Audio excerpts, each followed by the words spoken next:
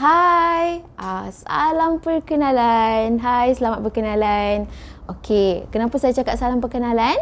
Sebab ini pertama kalinya saya, Nur Ain, cuba berjinak-jinak dalam dunia video atas talian. Okey, so hari ni kita akan buat simple sharing session. Sharing session yang santai-santai saja. Yang mana Ain akan cerita sedikit sebanyak tentang pengalaman Ain lah jadi optometrist. Okey, bagi yang mana tak pernah dengar dengan perkataan optometrist, optometrist adalah pakar penglihatan.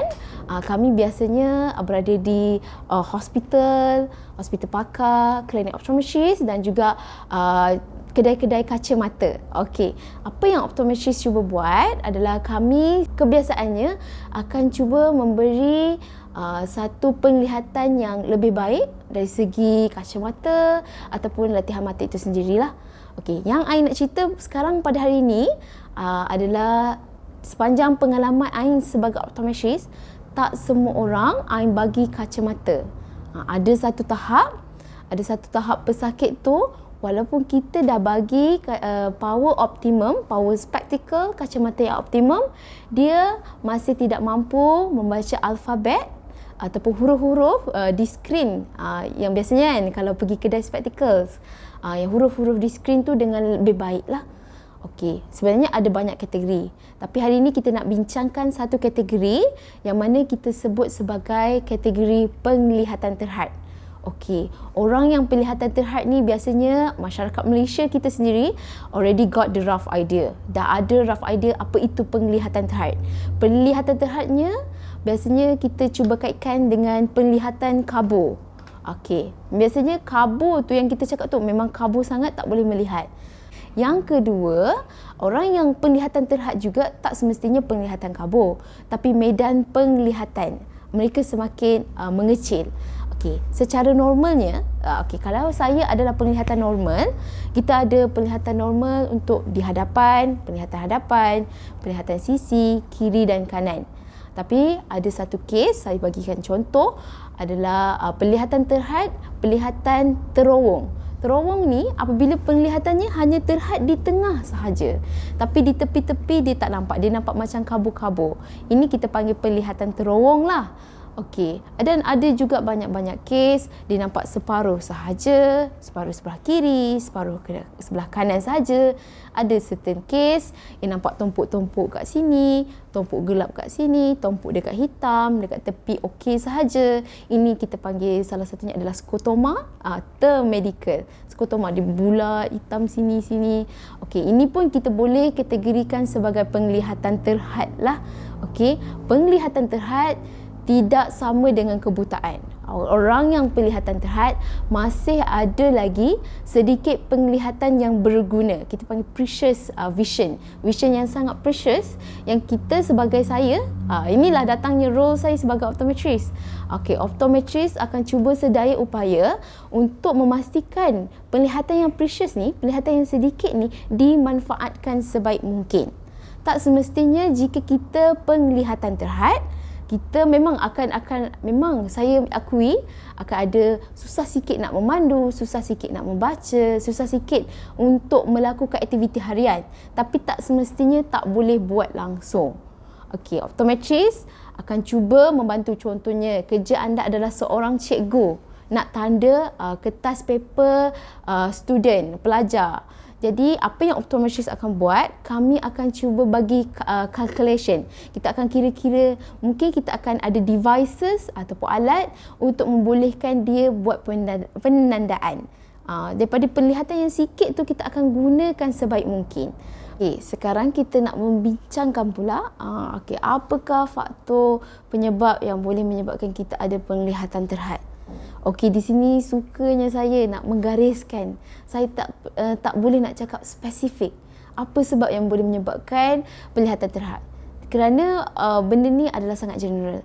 Bukan hanya disebabkan penyakit, boleh juga disebabkan trauma ataupun memang dilahirkan sebegitu. Okey, trauma yang saya cakapkan mungkin trauma di tempat kerja ataupun accident. Accident boleh tengok separuh sahaja.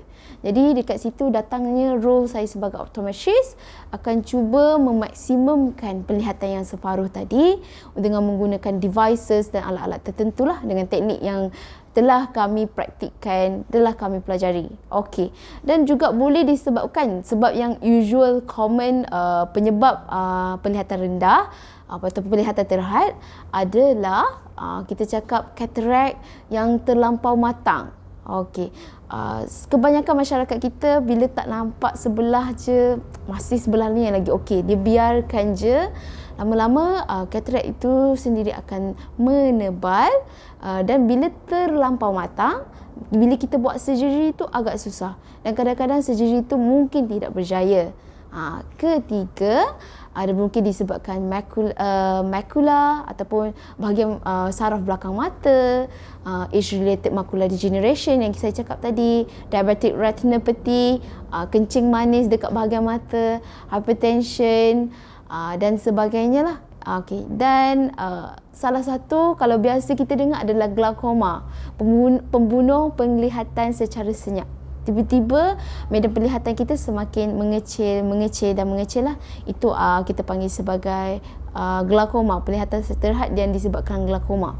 Akhir sekali kita nak bincangkan macam mana kita nak atasi ataupun hadapi lebih awal orang cakap tentang masalah penglihatan terhad. Benda yang nampak simple. Pertama adalah dengan kita membuat cek mata secara berskala, pemeriksaan mata secara berskala. Lebih-lebih lagi jika kita mempunyai penyakit-penyakit kronik atau mempunyai sejarah family, sejarah keluarga yang memang selalu ada berkaitan dengan masalah mata berikut. Contohnya, jika family anda ataupun keluarga anda kebanyakannya penghidap glaukoma. Jadi lebih baik walaupun seawal usia 20 lebih tahun, 20 tahun lebih, rasa macam okey je, tapi lebih baik kita datang dan dapatkan pemeriksaan mata secara berkala untuk kita atasi masalah ni. Okey? Dan kepada sesiapa yang ada masalah kencing manis dan darah tinggi ataupun 40 tahun ke atas, sebaiknya datang buat pemeriksaan mata secara intensif, daripada depan mata sampai belakang mata.